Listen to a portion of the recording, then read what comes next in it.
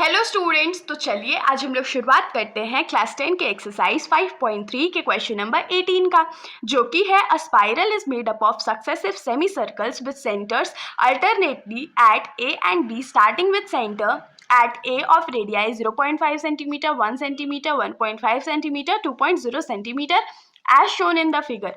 What is the total length of such a spiral made up of 13 consecutive semicircles? तो इस question में हम लोगों को क्या बोला गया है कि एक स्पाइरल को बनाया गया है जिसमें सक्सेसिव सेमी सर्कल्स का यूज किया गया है। तो सक्सेसिव सेमी सर्कल्स क्या होते हैं, मतलब एक के बाद एक सेमी सर्कल्स का यूज करके स्पाइरल का फॉर्मेशन हुआ है।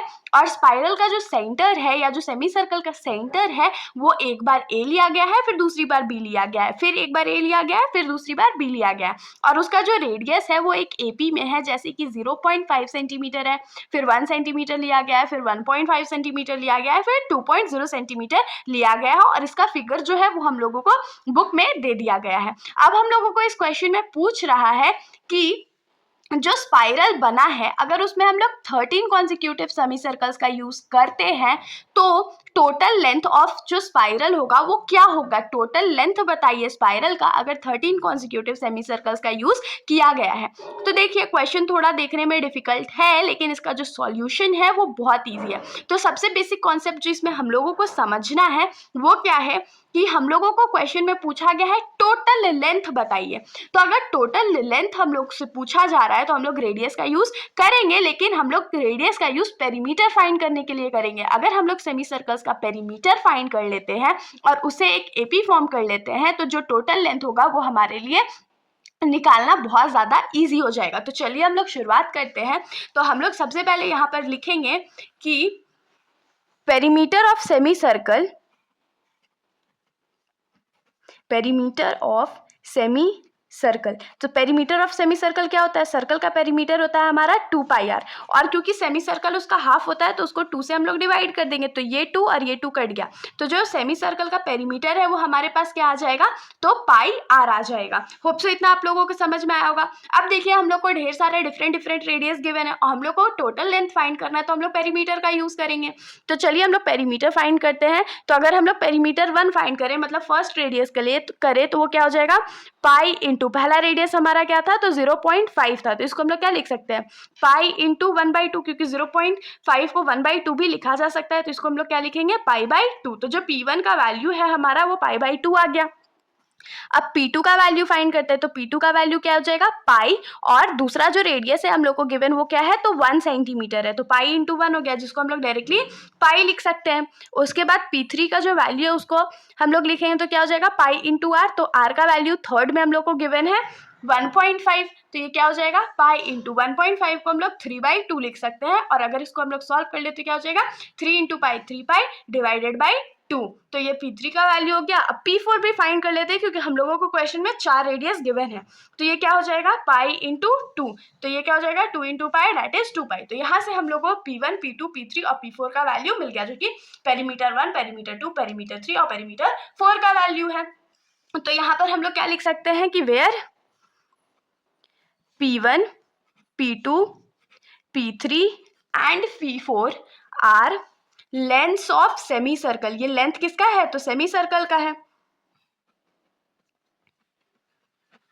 तो यहां से हम लोग एक एपी फॉर्म करा सकते हैं ना, तो यहाँ पर जो कि सीक्वेंस ही हम लोग लिखते हैं, सो सीक्वेंस फॉर्म्ड इज,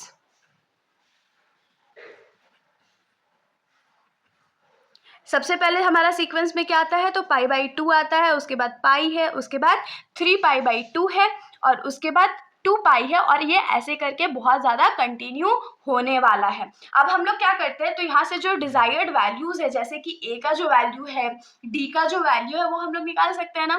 तो यहाँ पर हम लोग क्या लिखेंगे, ए का जो वैल्यू यहाँ से हम लोग को मिल गया, क्या मिल गया, π/2 मिल गया। कॉमन डिफरेंस निकाल लेते हैं, तो कॉमन डिफरेंस क्या होगा, second term minus first term. इसको अगर हम लोग सॉल्व करेंगे तो क्या हो जाएगा, नीचे में 1 2 जा 2, 2 into pi 2π minus 1 into pi pi. तो यहाँ से हम लोग को क्या मिलेगा, π/2, जो कॉमन डिफरेंस है इन लोगों के बीच में वो π/2 मिल गया। अब जो नंबर ऑफ सेमी सर्कल्स हम लोगों को गिवन है वो कितना गिवन है, तो 13 सेमी सर्कल्स गिवन है। तो यहाँ पर जो n का वैल्यू है वो हम लोगों को 13 गिवन है, तो हम लोग को टोटल लेंथ फाइंड करना है, मतलब SN का वैल्यू फाइंड करना है, तो S13 का वैल्यू हम लोग यहाँ से फाइंड करेंगे। तो चलिए हम लोग शुरुआत करते हैं। तो हम लोग जानते हैं कि SN का जो वैल्यू होता है वो क्या होता है, n/2 into 2a plus n-1 into D, ये हमारा सम ऑफ टर्म्स का वैल्यू होता है ना।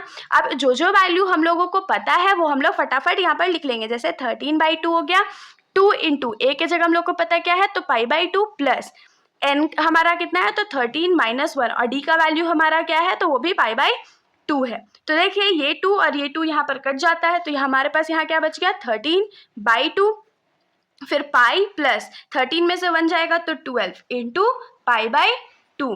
तो 12 और 2 को हम लोग 6 टाइम्स में कट कर सकते हैं, तो ये क्या हो जाएगा 13/2, और यहाँ पर बचेगा pi plus 6 pi,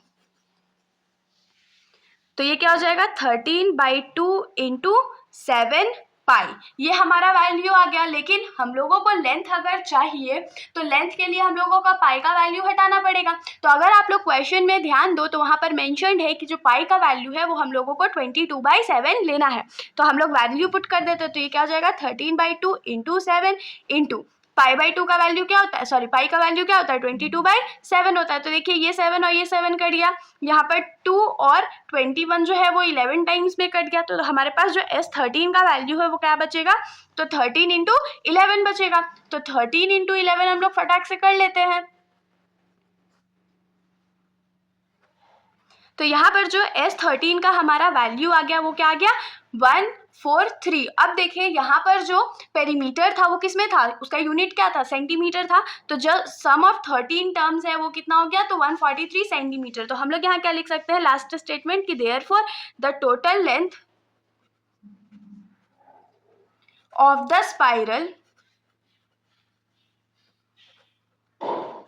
is 143 centimetre. ये हमारा आंसर हो गया। इसके साथ हमारा ये जो सॉल्यूशन है यहीं पर ख़त्म हो जाता है। अगर आप लोगों को कोई भी डाउट हो तो आप लोग बेशक कमेंट सेक्शन में पूछ सकते हो, वरना अगर आप लोगों को वीडियो अच्छी लगी तो वीडियो को लाइक कर दीजिएगा और मेरे चैनल को बिना सब्सक्राइब किए कहीं मत जाइएगा।